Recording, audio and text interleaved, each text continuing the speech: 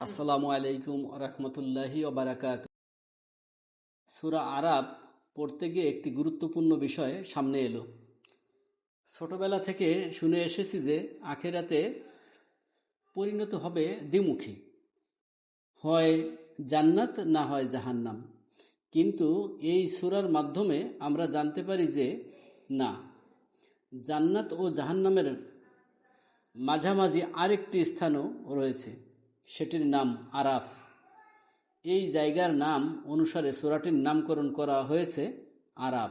হবে তাদের জন্য যারা এত ভালো কাজ করেনি যে সরাসরি জান্নাতে প্রবেশ করতে পারে, আবার এত খারাপ কাজ করেনি যে সরাসরি জাহান্নামে পাঠানো হবে।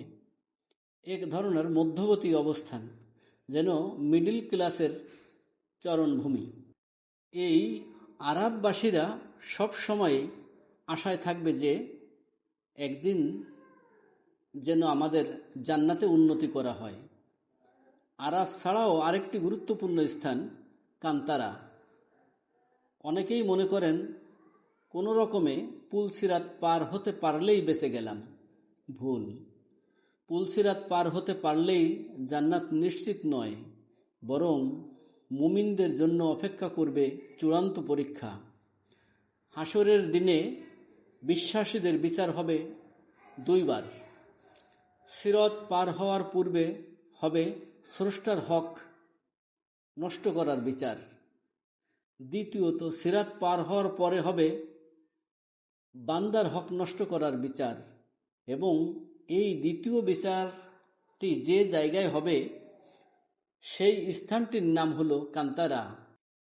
আল কান্তারা হলো সিরাতের পর আরেকটি ছোট্ট সেতু। মুমিনগণ যখন জান্নাতে প্রবেশ করবে তারা এই কান্তারার উপর দিয়েই প্রবেশ করবে এবং আল্লাহ এই কান্তারাতেই মুমিনদের মধ্যকার অমীমাংসিত বিষয়গুলো নিষ্পত্তি করবেন। মুফলিস এর প্রকৃত অর্থ হচ্ছে দেউলিয়াকে।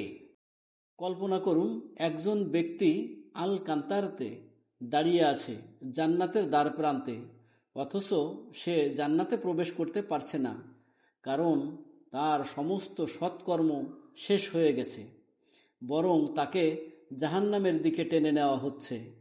আপনি তখন তাকে কি বলবেন? আমাদের প্রিয়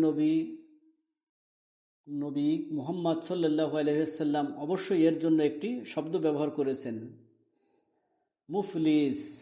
এই মুফলিস অর্থ দেউলিয়া বা সম্পূর্ণভাবে নিঃস্ব। রাসূলুল্লাহ সাল্লাল্লাহু আলাইহি ওয়াসাল্লাম বলেছেন, তোমরা কি জানো কে প্রকৃত দেউলিয়া? সাহাবারা বললেন, যার কাছে অর্থ বা সম্পদ কিছুই নেই, সেই তো দেউলিয়া ইয়া রাসূলুল্লাহ। রাসূলুল্লাহ সাল্লাল্লাহু আলাইহি ওয়াসাল্লাম বললেন, না, আমার উম্মতের মধ্যে প্রকৃত দেউলিয়া সেই ব্যক্তি যে কিয়ামতের দিন অনেক নামাজ, রোজা, সদকা নিয়ে আসবে, অথচ সে দেখতে পারবে যে সে দেউলিয়া হয়ে গেছে, কারণ দুনিয়াতে সে অন্যদের গালি দিত, অপবাদ দিত, অন্যের সম্পদ অন্যায়ভাবে আত্মসাৎ করত, অন্যদের রক্তপাত ঘটাতো এবং অন্যকে প্রহার করত। আজ তার সব সৎকর্ম ক্ষতিপূরণ হিসাবে ভুক্তভোগীদেরকে দিয়ে দেওয়া হবে। আর যদি তার সৎকর্মগুলো ক্ষতিপূরণ কভার করতে না পারে, তবে ভুক্তভোগীদের পাপ তার উপর চাপিয়ে দেওয়া হবে এবং তাকে জাহান্নামে নিক্ষেপ করা হবে। একটি সতর্কবার্তা: আপনারা নামাজ, রোজা, সদকার পাশাপাশি মুখে কটুবাক্য দিয়ে অন্যকে কষ্ট দিয়েছেন, অথবা সৎকর্মের আড়ালে অন্যের সম্পদ আত্মসাৎ করেছেন, তাদের জন্য একটাই কথা, দেখা হবে বন্ধু, দেখা হবে কান্তারায়। সবাই ভালো থাকবেন, সুস্থ থাকবেন। ভালো রাখার মালিক আল্লাহ। আমরা যেন সেই পথে সবাই চলতে পারি। আমিন।